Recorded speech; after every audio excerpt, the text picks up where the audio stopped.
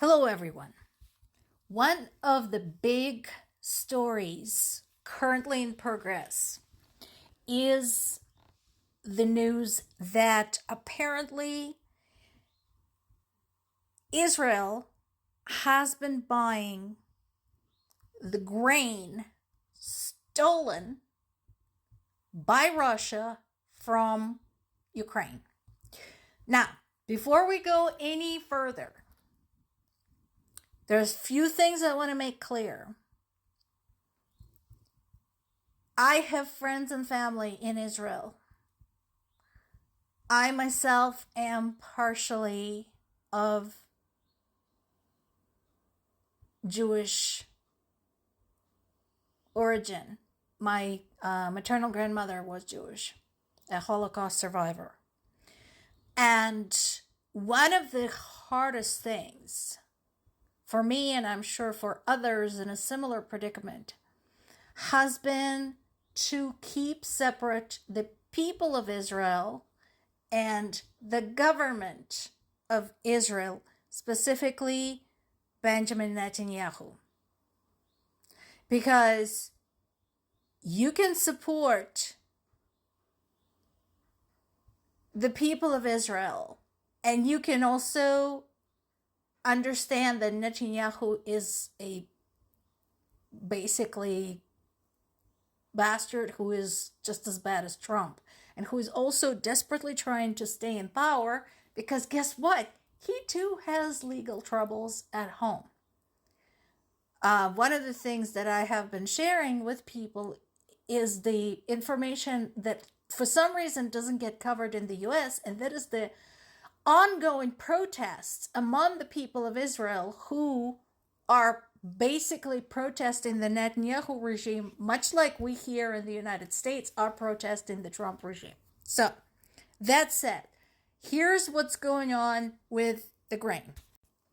What Ukrainian government wants to do is sanction Israeli individuals and businesses who have been buying grain that was produced in regions that are occupied by Russia.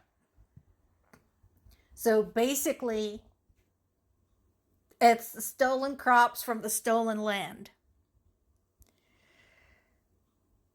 And there is still an investigation going on as to how this happened. One of the things that is not helping is the fact that Israel continued doing any kind of business with Russia at all. What we now know is that there were two vessels that were allegedly carrying stolen Ukrainian wheat that were headed toward the port of Haifa to unload the cargo. Now, there's now also a lead that potentially there's been 4 other shipments. One of the things that is so paradoxical about Israel buying stolen grain from Russia is that Russia is notoriously anti-Semitic. And that was, by the way, one of my biggest problems growing up because of my own roots. So this is something I personally have experienced. The whole reason so many left the Soviet Union and went to Israel was because of the way they were being treated in the Soviet Union, primarily by the Russian nationals. So, in addition to that, Russian government and Putin specifically repeatedly made anti-Semitic remarks against Zelensky, who is Jewish. So, the whole thing that Israel would even touch Russian anything with a 10-foot pole is mind-blowing. So this is a developing story. Let's treat it as such. Israeli government says they will investigate. I'm not sure what is going to happen, but I think Ukraine is right to threaten sanctions. And I believe Ukraine should be properly compensated for this because this was stolen from Ukrainian people. more legal trouble for Russia. So there's been some arrests that took place in Lithuania. What's going on with that? Basically, Lithuanian authorities have charged 13 people with 2 attempted murders in Vilnius, the capital of Lithuania. They were linked to Russia's military intelligence agency.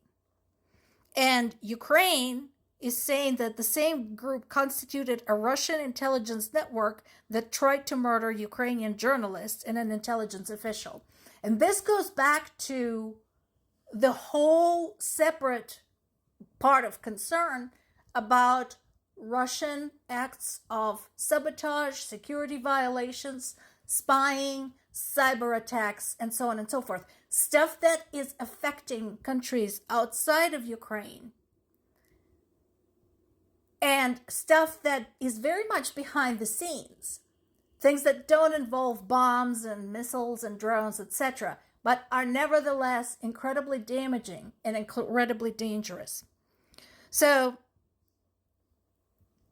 in this particular case, the suspects are accused of plotting a murder of a Lithuanian individual who is an activist and a supporter of Ukraine, known for the fundraising efforts. So once again, this is a developing story. We'll see what happens next. I'm sure these 13 people are but a handful, a small part of a very large network. Of course, Russian Defense Ministry did not respond, and I don't expect them to. The chances are they're just going to abandon these people. They're just going to refuse to acknowledge that they ever existed, or they're going to say something like they are not with us. These are just some private individuals who were just plotting on their own, which would be typical. Meanwhile, the war continues. There's been another attack against Ukrainian port of Odessa, during which 14 people were wounded, including 2 children. Once again, the targets were residential buildings, businesses, civilian infrastructure. Typical. Over the last week alone, Russia had fired approximately 1,900 drones, 1,400 guided aerial bombs, and 60 missiles at Ukraine, most of them at Ukrainian civilians. 1 week. Once again, in Poland, the question of collaborating with Ukraine on creating a drone defense force is being brought up because, again, Poland is like really close to this. And this is going on at the same time as the expansion of the ground drones production. Right now, they're looking at 25,000 land-going drones for this year. And again, this is something that Zelensky brought up, other analysts brought up, saying that NATO partners are moving ahead without the US, working on financial arrangements to buy American weapons they can then either sell or give to Ukraine, all the while collaborating with Ukraine on new military technologies. So once again, US is not in a good position internationally right now. Far from it.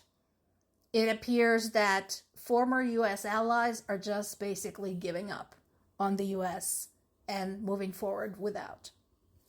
More to come.